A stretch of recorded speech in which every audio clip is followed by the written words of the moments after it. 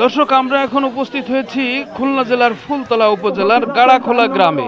আপনারা যে খেলাটি দেখতে পাচ্ছেন, আরাফাত রহমান কোকোর জন্মদিন উপলক্ষে শহীদ প্রেসিডেন্ট জিয়াউর রহমান স্মৃতি ৮ দলীয় ফুটবল টুর্নামেন্ট। হাজার হাজার দর্শকের উপস্থিতিতে খুলনা জেলার ফুলতলায় আজকের খেলার প্রধান অতিথি শফি মোহাম্মদ খান, সাবেক সহসভাপতি, বাংলাদেশ জাতীয়তাবাদী ছাত্রদল কেন্দ্রীয় সংসদ। আমরা শফি মোহাম্মদ খানের সঙ্গে কথা বলবো। শহীদ রাষ্ট্রপতি জিয়াউর রহমান স্মৃতি কাপ টুর্নামেন্টের আজকের তৃতীয় খেলায় আপনাদের সামনে আমি উপস্থিত হতে পেরে আপনাদের সবাইকে অভিনন্দন জানাচ্ছি। আজ আপনারা জানেন যে বাংলাদেশের বিশিষ্ট ক্রীড়া সংগঠক আরাফাত রহমান কোকো শহীদ জিয়ার কনিষ্ঠ সন্তান, ওনার জন্মদিন। উনি বাংলাদেশের ক্রীড়াঙ্গনে একটা বিরাট অবিস্মরণীয় ভূমিকা রেখে গিয়েছিলেন, কিন্তু বিগত ফ্যাসিস্ট সরকারের আমলে উনি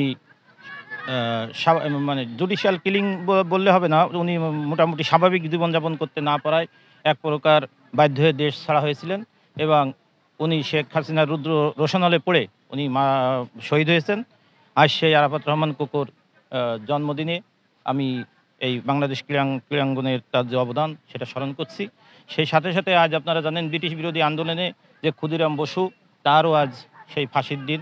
তিনিও এই বাংলাদেশের জন্য, এই ভারত মহাদেশের জন্য অসাধারণ অবদান রেখেছেন। আর তৃতীয় কথা হচ্ছে যে আমি ছোটোবেলা থেকে রাজনীতির সঙ্গে জড়িত। আমি ঢাকা বিশ্ববিদ্যালয়ে প্রাণ রসায়ন অনুপ্রাণ বিভাগ থেকে অনার্স মাস্টার্স করেছি। আমি ছাত্রদলে জিয়া পরিবারের সাথে রাজনীতি করেছি আজীবন।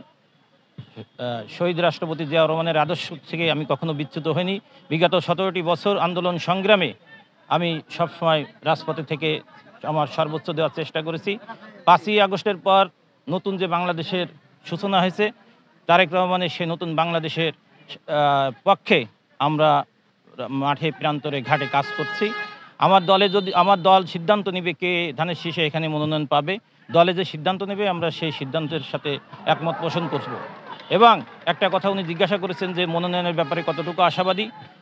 রাজপথ থেকে যদি মনোনয়ন দেওয়া হয় তাহলে আমি শতভাগ আশাবাদী।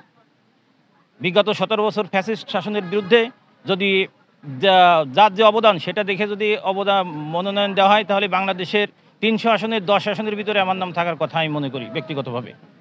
তারপরেও দলে অনেক সিনিয়র জুনিয়র অনেক মানুষ আছেন, দল যাকে মনোনয়ন দিবে আমরা সবাই তার পক্ষে ধানের শীষের পক্ষে কাজ করব। এটাই হচ্ছে আমার শেষ কথা। আমার নেতা শহীদ রাষ্ট্রপতি জিয়াউর রহমান, আমার নেতা দেশ নেত্রী বেগম খালেদা জিয়া, আমার নেতা তারেক রহমানের সিদ্ধান্তই আমাদের চূড়ান্ত সিদ্ধান্ত। আমরা শহীদ প্রেসিডেন্ট জিয়াউর রহমানের ফুটবল টুর্নামেন্ট আমরা আগেও নামাইছি, এবারেও নামাইছি। আমাদের এই জায়গায় বিএনপির ঘাঁটি। আমরা বিএনপির পক্ষ থেকে বিএনপির যত নেতা আছে, যত খেলা আছে খেলায় ইনভাইট করব এবং আমরা সুন্দর খেলা দেব এবং আমার নেতা তারেক রহমানের এই খেলা যেন সরাসরি দেখতে পাচ্ছে। এরকম আয়োজন, ভিন্ন আয়োজন খুবই ভালো লাগছে। খুবই প্রচুর দর্শক, মাদকমুক্ত সমাজ গড়ার জন্য খেলাধুলা খুবই ভালো। এই জন্য এই আয়োজনটা আমাদের জন্য খুবই ভালো লাগছে। আমি এই স্কুলের ছাত্র, আমি এই খেলা দেখে অনেক মজা পেয়েছি। খেলার মারা অনেক ভালো হয়, আরো অনেক মজা পাই।